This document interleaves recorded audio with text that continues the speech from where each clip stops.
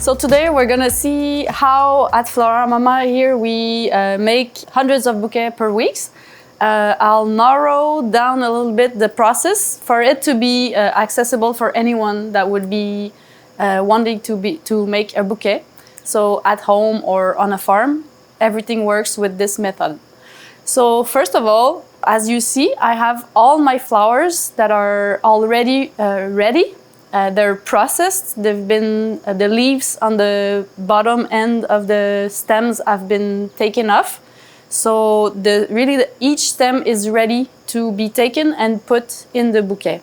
So I don't have to take that time at the moment of making the bouquet. We see also that I have my greenery at first. So I always begin with my greens. Then I follow with the focal flowers. So the focal flowers are the big flowers, the big heads. They catch the eye at first. These are the flowers that you see at first time when you see the bouquet. So you want to kind of wrap around your foliage with the focal flowers. And then after, I finish with my secondary flowers. So the flowers that would be like more disc shape or spikes that go out of the bouquet and really are the little like fairy bits or magical touch of the bouquet. Also, we can see that the colors, they go pretty well together. And this is from way behind the harvest time when we planned the season. So when we plan like in the fall before the next season, we choose the variety that we're gonna grow and also the colors. So we kind of do, there's an artistic direction there that's gonna be choosing the variety, but also the colors. So here at Floramama, we do a lot of pastels and greens and white. So we stick to those colors. So after that, we know that it's easier to make bouquet because everything fits together. So when I go in the cold room to look at what we're gonna put in the bouquet this week, it's easier for me. I just kind of go and see what's ready and what I want to push out for this week and make like nice combinations, but I know that everything will be nice together. So the right categories, the right colors, and then after I want to stick to a price. If you're a commercial grower, you want to make your recipe before doing the bouquet, before setting up the bouquet line. So you're gonna make a recipe with what you're gonna put in the bouquet, with the prices after. So if I put 3 stems of snapdragon, I'm gonna say 3 snapdragon and with the varieties, and then after the price of the 3 stems together. So it's not the price per stem, but the total of stems I'm gonna put there. So when I make the recipe, I can keep the count and make sure that the price of the bouquet I'm building is okay according to the price that it's gonna be sold. Hey, if you want to learn more about flower farming, please join me. I'll be giving a free workshop on August 16 at 11 on my costly mistakes to avoid and my best winning strategies for success. I hope to see you there. So here is my green stuff for today.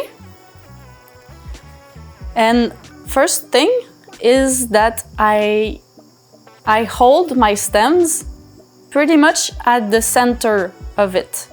So I don't hold them very low. So I don't have like control on who's going where, and it kind of bends. And when the stems are heavier, it really want to fall down. And I don't take them really high because it's gonna be so tight, it's not gonna be beautiful. Also, my grip is not like this, like super strong. I keep it very loose between my thumb and the next finger. I don't know in English, the name. So between those 3 fingers, and it's really soft, and I can just add and or take out, but in the middle and a soft grip. So after that, we have huge lisianthus. So I'll be adding these guys. Okay, so we kind of see, we follow what the flowers want to be, okay? So these ones, they want to go out. They're like super hairy and they kind of flow in the air. I don't want to put them down like this so we cannot see them. I want to acknowledge what they are and like celebrate what they are. So I give them space to be that shape and do their work. I'm gonna put another lisianthus in the back. So I have a strong structure, like a good beginning of the bouquet. Everything, it goes well. And I see that my flower crown is gonna be over here. So these flower, lisianthus, there's always the first flower that blooms super low and pretty earlier than the other ones. So I won't be afraid to take them off because it's gonna rot. Here, the bouquet is gonna be wrapped and we won't see. So they don't bring nothing to the bouquet, these 2 guys. So I'm just gonna take them out. And now I'm ready to continue with the next focal flowers. I wanna put 3 zinnias in my bouquet. So I take the 3 at a time. So this is when we wanna go fast. We have hundreds of bouquets to make in one day. We don't take one, put one, another one, and another one. So when it's the same variety, I try to like adjust the height as I take them on the counter. I wanna make sure all the flowers are at a different height and put them here. I'll continue to work around my bouquet with celosia that will accompany like really well the colors and what's going on in the bouquet. As you see, it's always giving different heights that will give the nice aesthetic to your bouquet. So it's like a journey for the eye to go in the bouquet. The eye has to go deeper and discover a new thing and a new thing and a new thing. So it's like a story in the bouquet. So I'll continue with my 3 snaps all together at once, different heights, and I just keep to add things around. Okay, my cosmos are high, so I keep the height of what's really high already in the garden and what I want to be attractive to the eye at first and catch like the texture of the petals, all the little flowers. So I want to make sure the people see that really fast.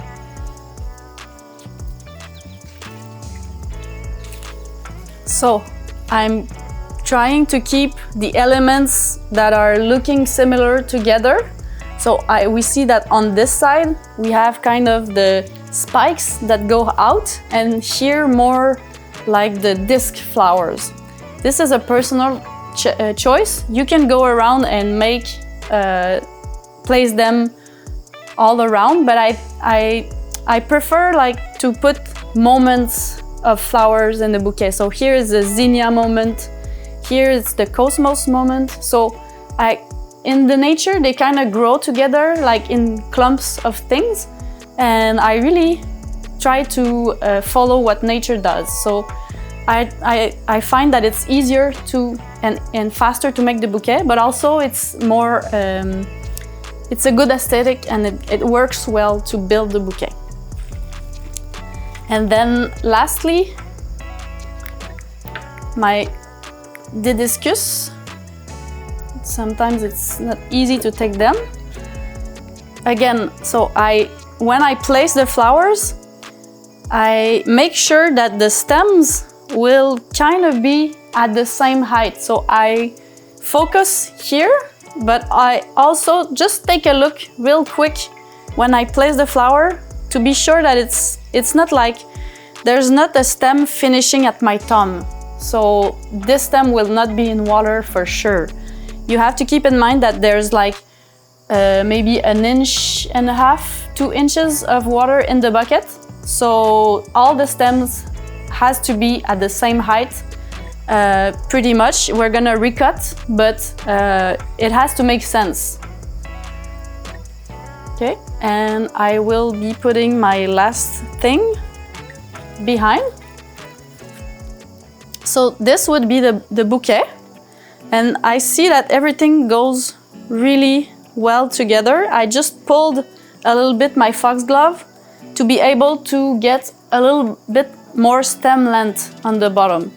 So it would be nice to have a bouquet like this, but if you have like 2 inches of stems, it's difficult to find a vase that's gonna hold well the bouquet.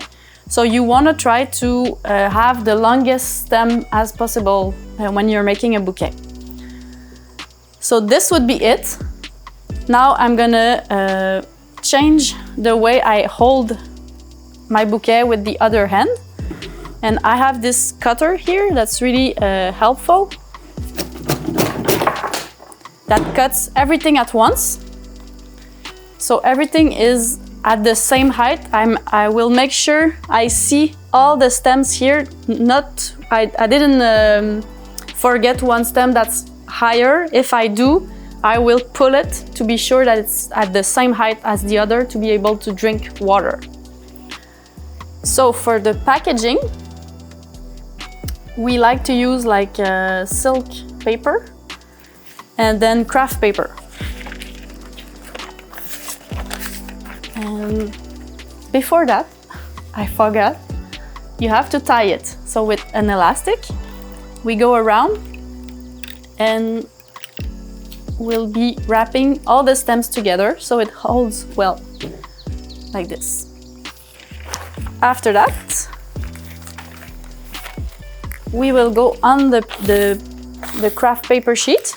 Make sure you don't leave like leaves that go down that would touch the water. We don't want leaves in the water. So everything up, and then I put the corner here and then roll it around like a taco. You don't want to make it too tight. You want to make sure you leave room for the air to flow inside. So well, now it's wrapped. I keep it in my hand. I have my little card with the name of the company, website, and the instructions behind. So super simple instructions so people know how to take care of the flower. Here I can just make sure everything holds well. Another elastic that will hold the bottom. And that's it. We have our bouquet. So when it's like in the display, people can see things that comes out the bouquet and really are attracted to see what's inside. And the flowers are still well protected inside. It's a simple wrap. It's like accessible, and I think it's beautiful. So this would be the way to make nice bouquet.